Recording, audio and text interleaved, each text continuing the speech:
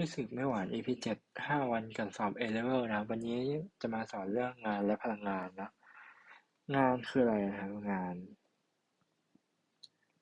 น work นะครับก็คือมันคือนิยามของมันคือแรงที่เรามันคือผลของแรงที่เรากระทำไปในระยะทางหนึ่งก็คือเราออกแรงกับวัตถุชนิดหนึ่งไปในระยะทางหนึ่งนะครับซึ่งสูตรของมันจะคือ W เท่ากับ Fs cos เซตาแรงคูณระยะทางคูณมุมที่เรากระท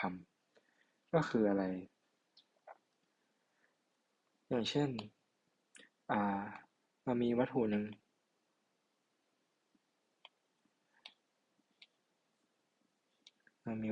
เนาะเราออกแรงไปในทิศทางทิศทางนี้นะครับ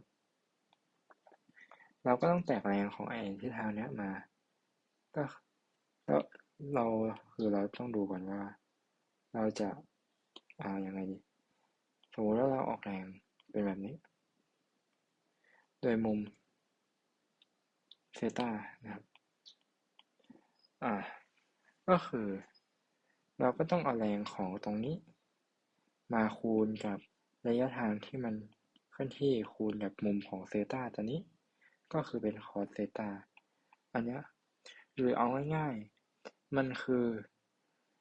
แรงที่เรากระทำขนานกับการเคลื่อนที่แรงที่เรากระทำขนานกับการเคลื่อนที่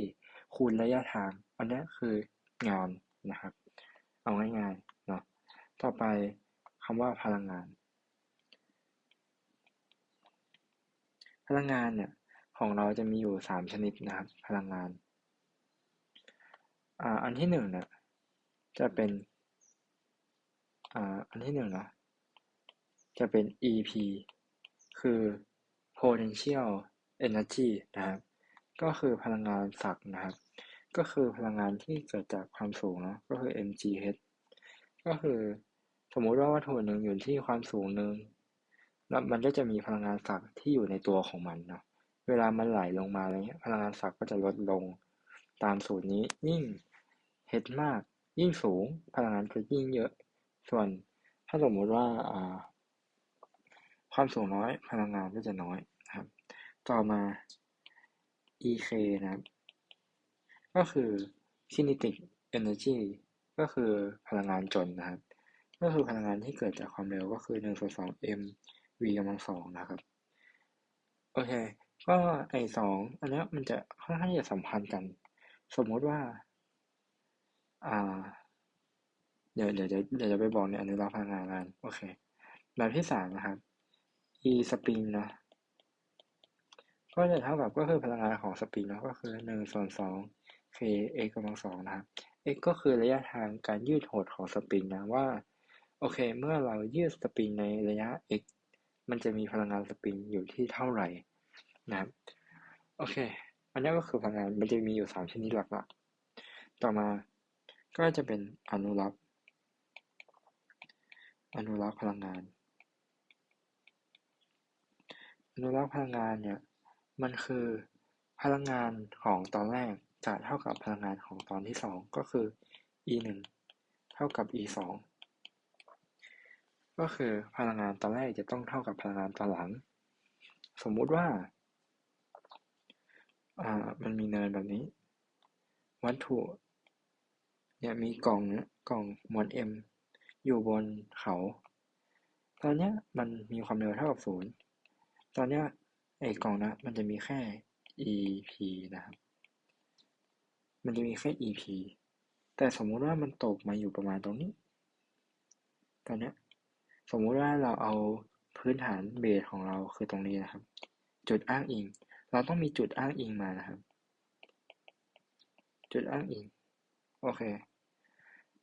ไอ้ตัวเนี้ยมันก็จะมีความเร็ว v 1ใช่ไหมถึงตรงกลางมันก็ต้องมีความเร็วแต่มันก็ยังมีระยะทางเนาะไอ้ตัวเนี้ยมันก็จะมีคือก็คือ EP บวก EK นะครับตรงจุดนี้นะครับก็คือมันจะแสดงว่า EP จะลดลง EP ลดลงแต่ EK เพิ่มขึ้นจนมาถึงด้านล่างจุดสุดตรงจุดอ้างอิงนะครับความเร็วของh ของเราจะเป็นระยะทางที่ต่ำที่สุดนะครับก็คือ h เท่ากับ0ซึ่งตรงนี้มันจะเหลือแค่พลังงาน EK จากที่ผมอธิบายตรงนี้เราจะแสดงว่ายิ่งต่ำลงมาความเร็วยิ่งเยอะแต่เอาง่ายๆคือพลังงานศักดิ์มันจะแปลงเป็นพลังงานจนนะครับจะเห็นได้ว่าบนสุดเนี่ยบนสุดเรามีแค่พลังงานศักดิ์แต่ไอ้ล่างสุดมันจ่ายมาเป็น EK ละซึ่งค่าสองค่าเนี่ยเท่ากันนะครับมันจึงเป็นอนุรักษ์พลังงานเนาะอย่างเคสของที่เขาทำฝ่ายกั้นน้ำนะโดยปกติน้ำจะเคลื่อนที่แบบความเร็วคงที่สมมติความเร็วคงที่อะไรเงี้ยแต่สมมติน้ำมันเคลื่อนที่แบบนี้เนาะในความสูงเท่าเดิมแต่ถ้าน้ำมันเคลื่อนที่แบบนี้แล้วเราสร้างฝ่ายกั้นน้ำเนาะน้ำมันก็จะตกลงมาใช่ไหมมันก็ทำให้อะไรตอนแรกน้ำมี energy แค่ EP เนาะแต่ตกลงมามันดันมี EK ซึ่ง EK มีอะไรมีความเร็วมันก็ทำให้ความเร็วมันมากขึ้น V มากขึ้นทำให้มันสามารถแบบช่วยน้ำท่วมได้เพราะว่าน้ำท่วมแบบสมมติน้ำมันระบายไม่ทันเพราะว่ามันเคลื่อนที่ด้วย V คงที่ไงมันเคลื่อนที่ช้าแต่ถ้าเราสร้างฝ่ายกั้นน้ำมันจะแปลงจากพลังงานที่มีพลังงานพลังงานศักย์เนาะบอก EK อาจจะมีความเร็วปกติเนาะมันก็จะกลายเป็น EK ที่มากขึ้นก็คือ V มันจะมากขึ้นอะไรเงี้ยอันนี้ก็เป็นฟิสิกส์ในชีวิตประจำวันเนาะโดยการใช้อนุรักษ์พลังงานหรือว่าเคสของ e-spring อ่าน่าจะอธิบายยังไงดีสมมุติว่าสปริงของเราเนาะอันนี้เป็นจุดสมดุลเนาะมีความเร็วเท่ากับ6อะไรเงี้ยสมมติว่ามันเด้งอยู่เนาะความเร็วเท่ากับ6มันก็จะมีแค่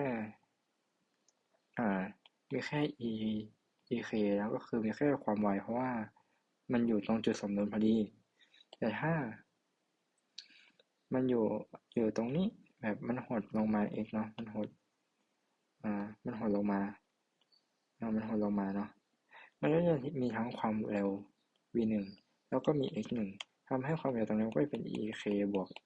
e spring อะไรประมาณนี้อืมก็คือพลังงานของแต่ละจุดเนาะโอเคเรามาดูที่โจทย์กันนะครับโอเคมันบอกว่าอ่า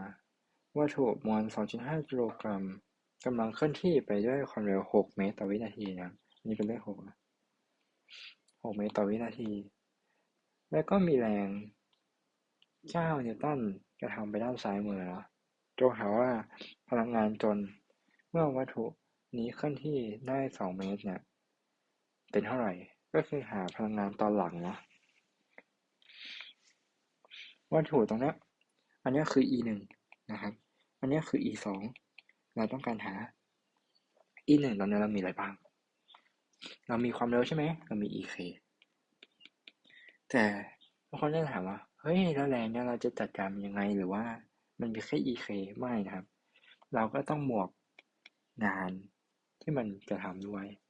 ซึ่งข้อเนี้ยงานของเรามันจะติดลบเพราะว่าอะไรมันตรงข้ามทิศทางการเคลื่อนที่เนาะทำให้ตรงนี้จะเป็น ek ลบ w เนาะก็คืองานที่เกิดจากแรงนะครับส่วนสุดท้ายตรงจุดที่เราต้องการหาเนี่ยมันก็เหลือแค่ ek เนาะมันก็เหลือแค่ ek ของตอนหลังสมการเลยเป็น e1 เท่ากับ e2 เนาะก็คืออนุรักษ์พลังงาน e1 เรามีอะไรบ้างเรามี ek ลบ w e2 เรามีอะไรมี ek ที่เราต้องการหาดังนั้นเราจะหาก็คือเอา ek ของอันที่หนึ่งนะลบกับ w เราก็จะได้คำตอบละโอเค ek อันแรกคืออะไรคือความเร็วนะสูตรคือ1/2 mv กำลังสองลบงานเท่ากับอะไร fx ครับแรงคูณระยะทาง cos เซต้าเท่ากับ ek 2 มวลเท่าไหร่มวล 2.5 ความเร็ว6^2นะครับลบแรงเท่ากับเท่าไหร่แรงเท่ากับ9ระยะทาง2 เมตรคอสอะไรมันคือคอส0ก็คือมันอันที่ขนานก็คือเท่ากับ1เท่ากับ EK นะครับดังนั้นอันนั้นจะเท่ากับอ่าเท่าไหร่36คูณ18คูณ5 90หาร2ได้45ลบ18เท่ากับ EK 2ดังนั้น E ก็นะครับดังนั้น EK 2อ่า EK 2จะเท่ากับ27นะครับอันนี้ก็คือคำตอบของเราก็คือเราก็คือตอบข้อ2ด้วยโจทย์อนุโลมพลังงานง่ายๆอ่ะมันจะถามว่าจุด1.2อะไรเงี้ยมันจะถามจุดแรกกับจุดสุดท้ายเราก็ตั้งเลยว่า e 1อ่ะเท่ากับ e 2แล้วเราก็พิจารณาว่าเฮ้ยแรงตอนแรกมันมีอะไรบ้าง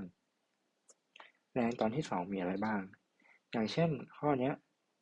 แรงมีอะไรบ้างมันมี EP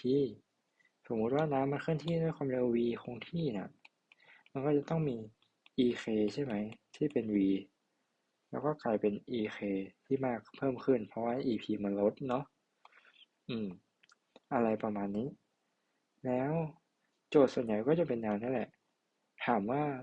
พลังงานสมมุติว่า3 จุดนี้เนาะ3 จุดนี้นะมันก็จะถามว่าตรงไหน EK เยอะสุดก็คือ